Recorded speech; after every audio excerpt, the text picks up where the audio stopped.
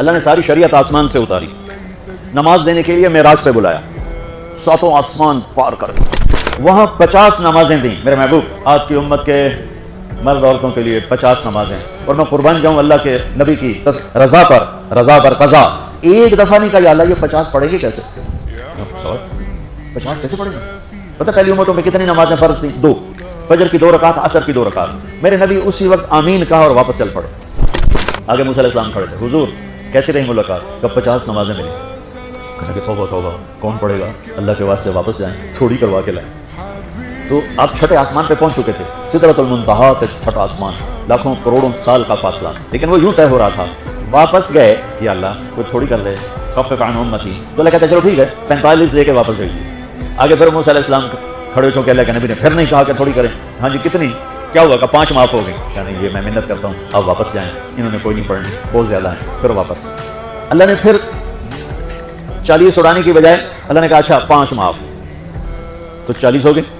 پھر موسیٰ علیہ السلام نے ہاتھ جوڑے تو انہوں نے کہا اچھا 5 معاف، تو 35 ہو گئی۔ پھر موسیٰ علیہ السلام ایک دفعہ میرے نبی نے خود نہیں کہا، سبحان اللہ۔ آپ کی ایک دعا ہے اللہم انی اسألک الرضا بعد القضاء، یا اللہ مجھے اپنی تقدیر پہ راضی کر لے، جو تو کہے میں سر جھکا دوں اس کے ساتھ، میرا کام ہی ہو تیرے آگے سر جھکا دیں۔ 35 یا رسول اللہ واپس، اللہ نے کہا چلو 5 اور کام، 30، پھر واپس انہوں نے بھیجا، پھر 5 اور کام، چلو میرے محبوب 25، پھر واپس چلو میرے محبوب 20، پھر واپس میرے محبوب 15، پھر واپس میرے حبیب 10، پھر واپس میرے حبیب 5 پہ آ گئے۔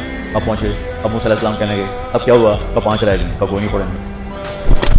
تو موسیٰ علیہ السلام نے کہا یا رسول اللہ 5 بہت زیادہ ہیں، نہیں پڑھ رہے ہیں۔ آپ نے کہا موسیٰ اب مجھے شرم آتی ہے، 5 کم ہو رہی ہیں، اب گیا اور یہ بھی معاف ہو گئی، تو پھر میری امت اپنے اللہ سے رابطہ کیسے کرے گی؟ میں نہیں جاتا۔ تو موسیٰ علیہ السلام نے اس پر کہا یا رسول اللہ میری امت پہ 2 نمازیں فرض تھیں، فجر کی 2 رکعت، عصر کی 2 رکعت، اور وہ بھی باجماعت نہیں تھی، باجماعت ہمیں ملی ہے، ہمیں اذان ملی، ہمیں مسجد ملی، ہمیں باجماعت نماز ملی، ہمیں نماز میں قرآن کی تلاوت ملی، ہمیں نماز میں رکوع ملا۔ پہلی امتوں کی اذان کوئی نہیں، مسجد کوئی نہیں، تلاوت کوئی نہیں، نماز کے اندر رکوع کوئی نہیں، قیام سے سیدھا سجدہ، اور کھڑے ہو کر تسبیح پڑھو، تلاوت کوئی نہیں، جو وہ اپنی کتاب کے حافظ نہیں ہوتے تھے۔ اور ہمیں اللہ نے یہ دولت دی ہے کہ ہمارا 7 سال کے بچے سے لے کر 70 سال کا بوڑھا حافظ قرآن ہو جاتا، تو ہمیں نماز بڑی خوبصورت ملی۔ تو موسیٰ علیہ السلام کہنے لگے یا رسول اللہ میری امت نے 2 نہیں پڑھی تھی، یہ آپ کی امت 5 کیسے پڑھی؟ آپ نے کہا نہیں موسیٰ اب مجھے شرم آتی ہے۔ تو نماز کو اتنی اہمیت کے ساتھ میرے اللہ نے قرآن میں، میرے نبی نے زندگی میں، صحابہ نے، میرے نبی کے نواسے نے کربلا میں مثال قائم کر دی کہ دنیا ادھر کی ادھر ہو جائے، جسم کی بوٹیاں ادھر جائیں پر سجدہ نہیں چھوٹ سکتا۔